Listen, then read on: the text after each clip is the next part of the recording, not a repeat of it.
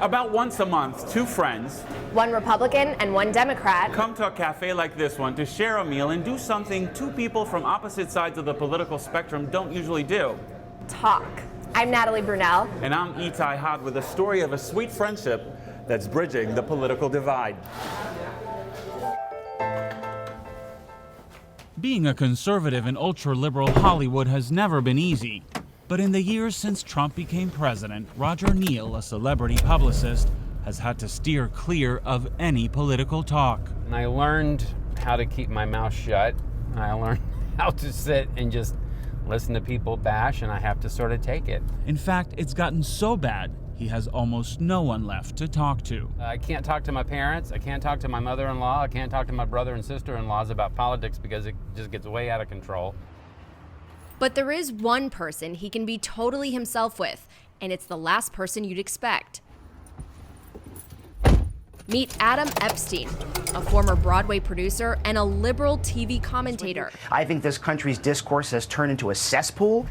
He's become one of Roger's closest confidants, despite the fact that Roger is a die-hard Trump supporter. I find Roger to have a deep well of humanity, and I find him to be a really good guy. I'm able to understand people on the left more, and he feels he's able to understand people on the right more because of how we interact with each other. For the last couple of years, they've been meeting about once a month for a little food and politics. On today's menu, a hot bowl of chili with a side of impeachment talk.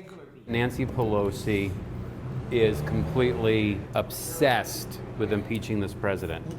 You don't believe that? No, because she was against it up until the Ukraine phone call. They don't agree on much, During the Russia hoax. Yeah, hoax. Definite hoax. but what they do share is a willingness to listen and to keep an open mind without any hidden agenda. When you get into a conversation and you start to discuss things, you peel away the layers of simplicity. It gets real, it gets human, Yeah. it gets complex. These meetings are comfort food for Roger, who had second thoughts about participating in this interview over fears of losing clients or even friends. Besides my wife, he's the only person I've got on the planet that I could really talk to about politics.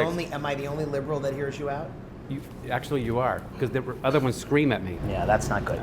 They might be political foes, but this close friendship feeds both their souls. I don't think we're the norm, which is what makes it, You're not the which norm. is sad, but that's why I You think this is should be the important. norm. We should be the norm. For this political odd couple, it all comes down to respect. We're having a bipartisan pie. You know what's funny? What? You got the left side, I got the right side. Perfect. That's- There you go. Republican and Democrat sharing pie.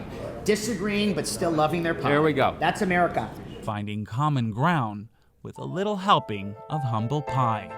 I think a Republican made this pie.